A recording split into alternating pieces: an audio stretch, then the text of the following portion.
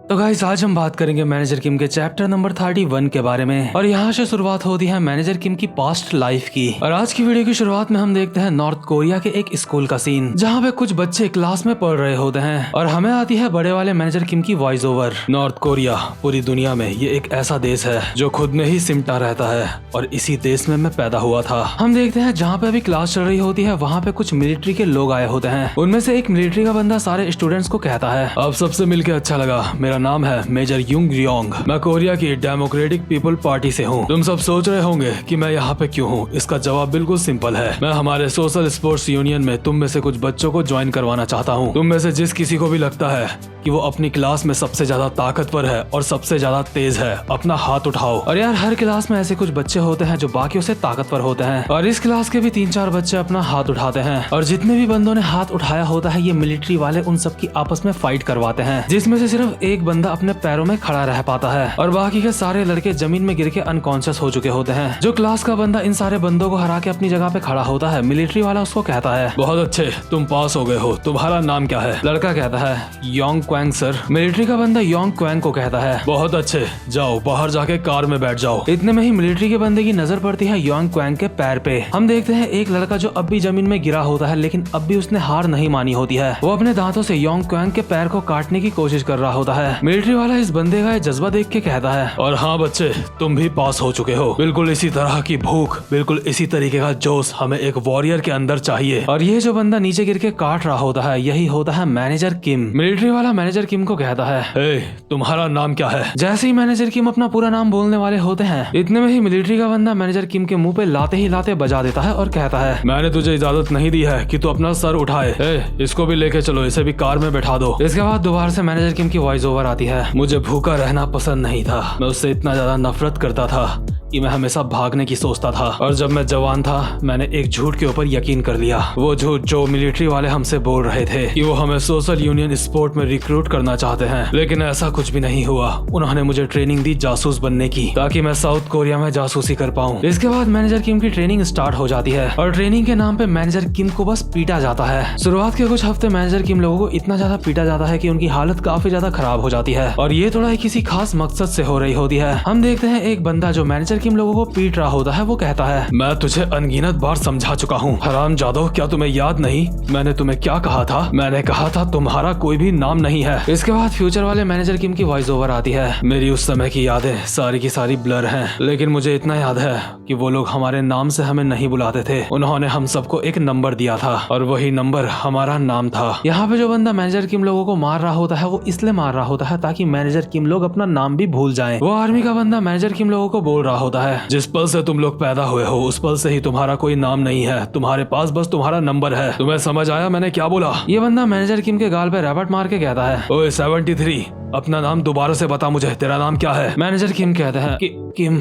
मेरा नाम किम है। ये सुन के मिलिट्री का बंदा मैनेजर किम का मुंह पकड़ लेता है और मैनेजर किम अब भी बोल रहे होते हैं, मुझे सिर्फ अपना लास्ट नेम ही याद है, मेरा लास्ट नेम किम है, मैं बाकी का नाम अपना भूल चुका हूँ। लेकिन इतने में ही ये बंदा मैनेजर किम की दोबारा से तुड़ाई करना शुरू कर देता है और कहता है, क्या किम? तेरा नाम किम नहीं है साले हरामखोर, तू नंबर 73 है। इसके बाद दोबारा से मैनेजर किम की वॉइस ओवर आती है, मेरा नंबर 73 हुआ करता था और एक और चीज जो मुझे याद है और वो ये है कि मुझे तब तक मारा गया जब तक मैं अपना नाम भूल नहीं गया था। उसके 1 महीने बाद हम सबके नाम हमारे दिमाग से गायब हो चुके थे और हमारी ट्रेनिंग काफी ज्यादा मुश्किल थी। हर दिन हम सब मौत का सामना करते थे। वो लोग हमें जहर खिला के पानी में फेंक देते थे और हमारे हाथ भी बंधे हुए होते थे। रात को सोते हुए वो हमारे कानों के बगल में गोलियां मारते थे जिस वजह से हमारे कानों की हालत खराब हो जाती थी। वो समय बिल्कुल मरो या फिर मारने वाला था, लेकिन वक्त के साथ वो समय भी खत्म हो गया। हमारी जानलेवा ट्रेनिंग में सिर्फ 8 ही लोग हम में से जिंदा रह पाए और इसके बाद इन 8 लोगों की रोज आपस में फाइट करवाई जाती थी। हम देखते हैं मैनेजर किम को जिनके हाथ पे चाकू होता है और वो अपने साथ के बंदे से फाइट करना स्टार्ट करते हैं। मैनेजर किम बहुत सारे चाकू के हमले करते हैं अपने सामने वाले बंदे में, लेकिन वो लौंडा सारे के सारे अटैक्स को डॉज कर लेता है और उसके गाल में सिर्फ हल्की सी एक खरोच ऊंचाई होती है। इसके बाद दूसरा बंदा घुमा के एक लात मारता है मैनेजर किम की छाती में और मैनेजर किम जाके गिरते हैं सीधा जमीन में। मैनेजर किम क्योंकि ये फाइट हार चुके होते हैं इसलिए मिलिट्री का एक बंदा कहता है 73 नाकारा कहीं के, तू एक बार फिर से हार गया, आज तेरे लिए डिनर नहीं है। और हारने के इनाम के तौर पे मैनेजर किम के लाते पड़ती हैं वो अलग। मैनेजर किम इस वक्त सिर्फ जिंदा इसलिए होते हैं क्योंकि वो मर नहीं रहे होते हैं, असल में वो मरना चाहते होते हैं बट उनकी सांसें चल रही होती हैं और वो इसी वजह से बस जिंदा होते हैं। इसके बाद हम देखते हैं ये सारे के सारे लड़के एक जगह पे बैठे हुए होते हैं और क्योंकि मैनेजर किम को रात का खाना भी नहीं मिलने वाला होता इसलिए मैनेजर किम भूखे ही पेट बैठे हुए होते हैं। इतने में ही वो बंदा जिसने मैनेजर किम को फाइट में हराया होता है वो मैनेजर किम को थोड़ा सा खाना देते हुए कहता है ये ले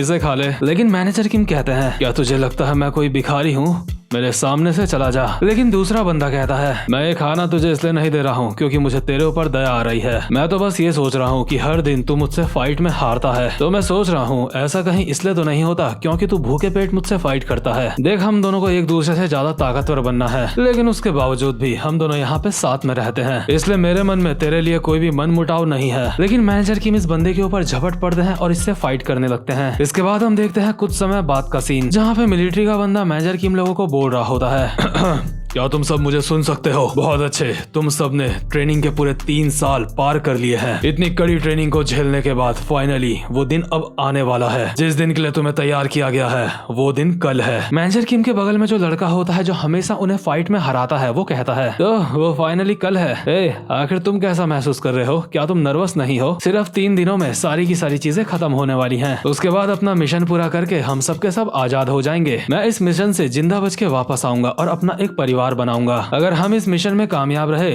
तो हमारी पार्टी ने हमसे वादा करा है कि वो हमें एक लड़की भी ढूंढ के देंगे जिससे हम शादी करेंगे। इसके बाद मैनेजर किम की वॉइस ओवर आती है ये बंदा पहले पहले मुझे इससे काफी ज्यादा नफरत थी लेकिन इस नर्क जैसी जगह में इतने साल साथ रहने के बाद मैं इस लड़के को अपना भाई मानने लगा था। मैनेजर किम अपने इस भाई जैसे दोस्त को कहते हैं क्या वो लोग हमें लड़की देंगे? मेरा घंटा, हम लोगों को अपना नाम भी याद नहीं है इसलिए फालतू की बातें करना बंद कर और अपने अंदर के शेर को जगा क्योंकि हमें कल ही मिशन के लिए निकलना होगा। लेकिन इतने में ही दूसरा वाला बंदा मैनेजर किम को कहता है ओए 73, एक बात बताऊं, तेरा लास्ट नाम किम है। मैनेजर किम हैरान होकर कहता है कि क्या?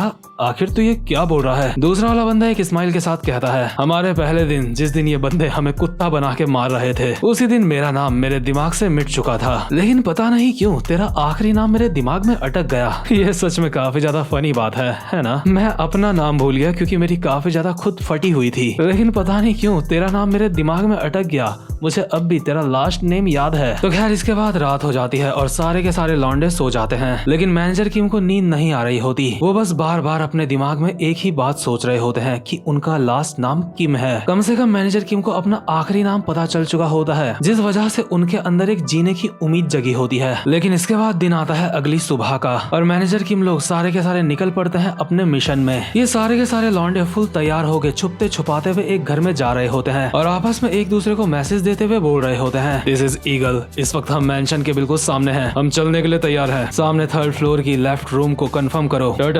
टर्टल हमारा जवाब दो। लेकिन इन लोगों के बेस कैंप से इन्हें कोई भी जवाब नहीं मिल रहा होता। अभी सिचुएशंस काफी ज्यादा टाइट होती हैं और ऐसी सिचुएशन में इनका कम्युनिकेशन कट हो जाता है। लेकिन ये फटाफट से फैसला करते हैं कि ये लोग अंदर जाएंगे और अपने मिशन को पूरा करेंगे। ये लोग अचानक से दरवाजा तोड़ते हुए अंदर घुसते हैं और कहते हैं कोई भी अपनी जगह से हिलेगा नहीं। लेकिन असल में वहाँ पे कोई होता ही नहीं, वहाँ पे चेयर में बस एक चीज रखी हुई होती है जो इनके अंदर घुसते ही ब्लास्ट हो जाती है। मैनेजर किम ये लोग नहीं समझ पाए होते कि ये एक जाल है जिसमें ये सब के सब फंस चुके हैं और ब्लास्ट की वजह से मैनेजर किम के साथ के सारे बंदे मारे जाते हैं। लेकिन जो मैनेजर किम के भाई जैसा दोस्त होता है वो अपनी आखिरी सांसें गिन रहा होता है। मैनेजर किम उसको देख के कहते हैं हे, क्या तुम ठीक हो? अरे उठ जाओ। लेकिन वो बंदा कहता है अबे हरामजादे चुप हो जा, ये कोई इतनी भी बड़ी बात नहीं है। वो सामने वो क्या मेरा पैर पड़ा है, मेरा पैर वहाँ पे सामने पड़ा है, क्या ये कोई बड़ी बात है?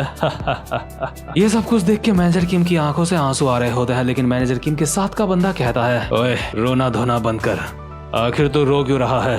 तेरे सामने तेरी अभी पूरी जिंदगी पड़ी है, ऐसी चीजों के ऊपर रो मत। इतने में ही जो मैनेजर किम लोगों का वॉकी टॉकी होता है उससे मैनेजर किम को एक मैसेज मिलता है और उससे आवाज आती है, मिशन को कैंसिल किया जाता है। आई रिपीट, मिशन को कैंसिल किया जाता है और जितने भी लोग जिंदा बचे हैं उन सबको ऑर्डर दिया जाता है अपने देश के लिए अपनी जान ले लो। हम नहीं चाहते कि साउथ जेशन के लोग तुमसे कोई भी जानकारी निकलवा पाए, इसलिए तुम्हें ऑर्डर दिया जाता है, खुद को सूट कर लो। बट इतने में ही मैनेजर किम का भाई उनका कॉलर पकड़ के उन्हें अपनी तरफ खींचता है और कहता है, तुझे जीना है, मैं पहली बार और आखिरी बार तुझसे कुछ मांग रहा हूँ। जो भी वो हरामजादे हमें करने के लिए कह रहे हैं उनकी बातों को इग्नोर मार और जिंदा रह, चाहे तुझे नर्क में रहना पड़े या पानी में या कहीं भी, तुझे जिंदा रहना है। अभी क्योंकि मैनेजर किम लोग साउथ कोरिया में होते हैं, इसीलिए इतने में ही यहाँ पे साउथ कोरिया के मिलिट्री के बंदे आ जाते हैं जिन्हें कहा जाता है साउथ जोशियन। अभी ये सारे के सारे लोग मैनेजर किम के ऊपर अपनी गन तान देते हैं और कहते हैं, अपने हाथ हवा में करो, हिलना मत, तुम्हें चारों तरफ से घेर लिया गया है। अभी मैनेजर किम के पास और कोई भी रास्ता नहीं होता, इसलिए उनको गिरफ्तार कर लिया जाता है और एक बहुत ही सीक्रेट मिलिट्री फैसिलिटी में भेज दिया जाता है। इसके बाद हम देखते हैं मैनेजर किम एक दूसरे देश के मिलिट्री के बंदे के सामने बैठे हुए होते हैं जो उनसे पूछताछ कर रहा होता है। मिलिट्री का बंदा मैनेजर किम से उनकी फैमिली के बारे में पूछता है, उनका नाम पूछता है, लेकिन मैनेजर किम को इसके बारे में कुछ भी नहीं पता होता। इसके बाद मिलिट्री का बंदा कहता है, मैं तेरे बारे में पहले ही सब कुछ सुन चुका हूँ, तुझे 3 साल तक साउथ कोरिया में जासूसी करने के लिए ट्रेनिंग दी गई है। कमाल है,